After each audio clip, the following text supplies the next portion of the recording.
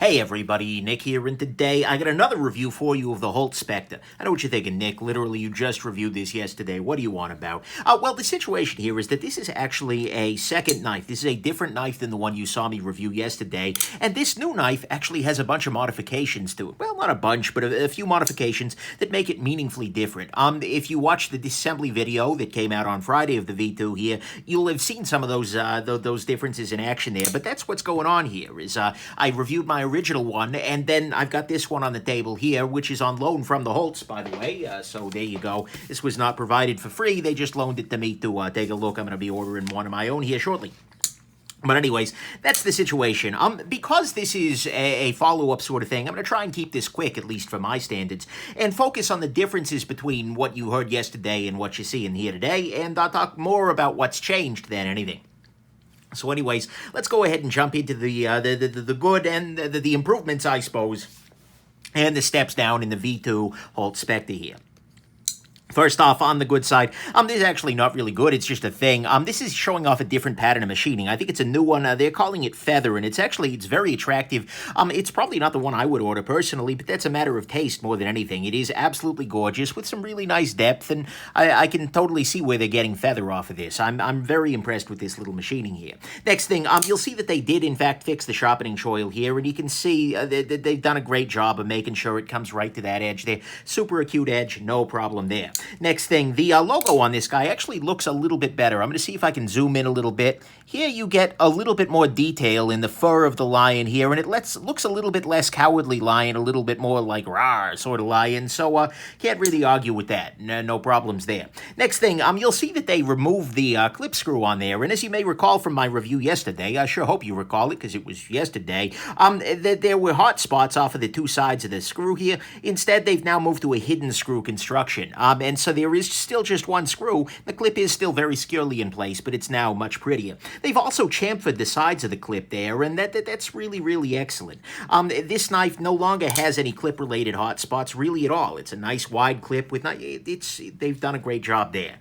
Next thing, the top of the lock bar is something that I complained about substantially in my last review. With this little area right here was very, very sharp. Well, what you can see here is that they have just knocked that down. They've chamfered it off, and case closed. Problem solved. All it really took was, I gather, one little change to the machining path there, but then it works great. There's no problem. So I can't argue with that at all. And suddenly, a big deal is no longer a deal at all. Wonderful. Next thing, they have moved to an adjustable detent system here. I showed off how that works in the disassembly video on Friday there for the V2, but basically there's a little Allen key, little tiny freaking Allen key. Do I have that handy? Either way, oh yeah, here it is. Little tiny freaking Allen key here that you can get in there, and then that allows you to adjust basically the depth of the detent ball or detent post, I suppose, in the hole, and allows you to dial it back a little bit, and that's actually a really nice system. The reason I say that is partly because it's nice to be able to dial a detent.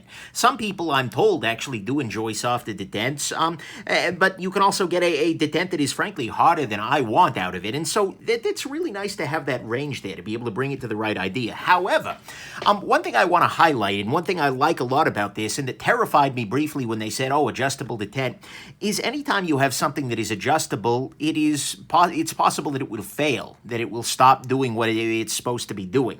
But this one actually fails to a hard detent. Let's say that you keep screwing and screwing and screwing and screwing, and suddenly the little set screw in there falls out. This actually can happen. I did have that happen after I over-twisted a little bit. Not a brilliant man. But at that point in time, there is now just the detent ball sticking up, and so you have a very hard detent. The knife is actually still usable, but you just have a harder detent than you probably want.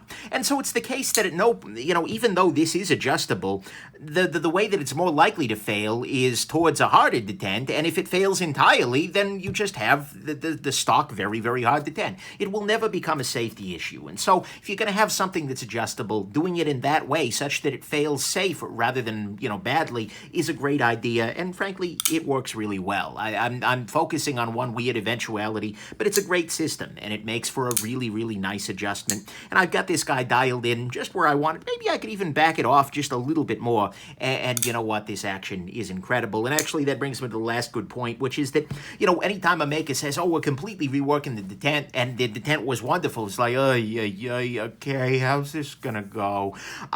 but indeed, it's still great. It's maybe a little less unique in terms of overall sound from other detents, but you know what? That's not important. And what you end up here is a reliable, clicky, powerful action here.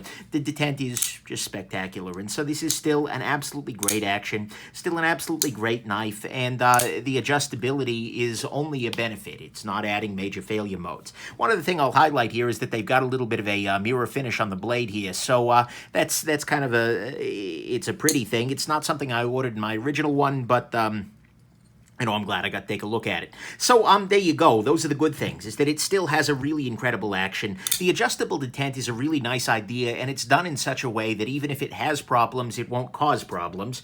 The lock bar top issue is fixed. They have chamfered the clip a little bit better. They have no clip screw. It's now internal. It still works great as a clip, by the way. The logo looks a little bit better. The sharpening choil is fixed, and they've added this new pattern of machining, but that's just an option. They offer many options. On the bad side, there are only a couple of things that are still kind of problematic here. I still maintain this edge is maybe a little bit close in the back there. I forget if I mentioned that during my original review. It's not a big deal, and especially even with my little my little hands, shall we say. But I can touch that. I'd like to see that worked on. Adjusting this guy is a little bit awkward because you kind of have to do it while the lock bar is up on the top. But unless you're backing down the detent, you need to have the blade out of position, really, in order for it to work well. So you find yourself doing it like with the blade held in a weird position like this. So, but it's not a big deal, but it's just a thing. And frankly, I don't even know that it's something they need to fix. This is still just over that legal length line here. At least I believe so. Yeah, we're still coming in at like 3.6 inches or something like that. It's just enough blade to get you arrested, but not enough to do anything for you. So I'd like to see them back that off a little bit. Frustratingly, this still uses a free spinning pivot. With all the other wonderful machining they've done on this guy, I'd love to see them do something to get the pivot to lock in place. I'm sure it's something they'll fix in later iterations. I sure hope so. Holt, damn it. But, it's still frustrating. And then the only thing that has gotten a little bit worse on this guy is that previously the detent was shaped in such a way that it had a ramp built into the detent itself. But using these kinds of ball-style kind of pole-style detents, for lack of a better word, not like Polish person, but like pole sticking out of the ground, it's very easy to end up needing a detent ramp, and indeed this knife does need a little detent ramp now. It's something they can add very, very quickly, and frankly, it's something you can add yourself at home, although it's always, be careful when modifying the lock-up a detent of your knife. But I would like to see them put in a little tiny detent ball ramp on this guy, a detent post ramp, for future iterations of this guy. Really easy fix, but it'll make this guy even better. So, final conclusion. Oh, I'm sorry. So the bad part is that now that they've changed the detent, they do need a little detent ramp here. It still has a free spinning pivot. It's still just over that length line. Adjusting it is a little bit awkward. Not a big deal, though. And the edge is awfully close there in the back, although it's not a huge deal given the geometry and whatnot here. Final conclusion. Look, they have taken what was already a great knife, what was already one of the biggest surprises of the year for me so far, 2018, and they've made it even greater. Version 1 was a gem, absolutely 100%. But the willingness that they've got to improve the existing design, honestly, that's one of those things that seems to, at least in my mind, differentiate good makers from great ones.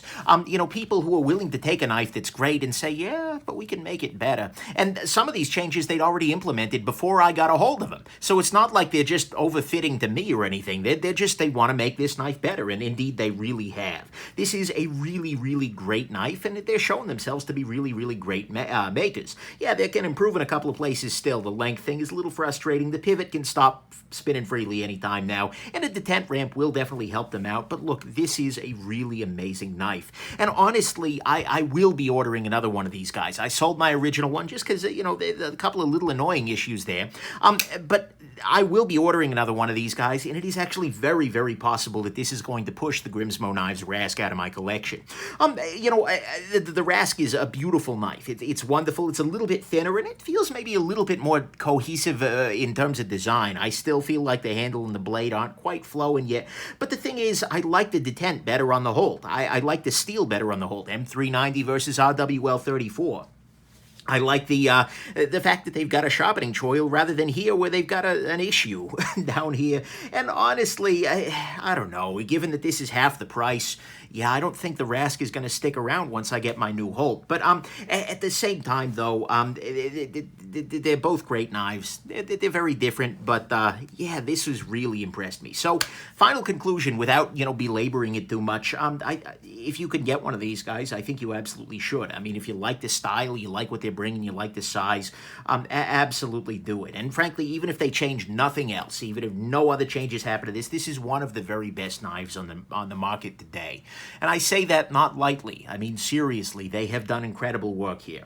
And so I'm hoping that they continue working on these. They continue producing them. Maybe they try a new model, maybe smaller, just saying, guys. But I'm more than anything, I'm hoping that they are able to keep up the quality and the availability as the demand grows and hold on to what makes them special. So there you go. Did I use that joke in yesterday's review? Probably. Either way, there you go. Hope this has been interesting to you and that you have yourselves just an absolutely wonderful rest of your day. Bye now.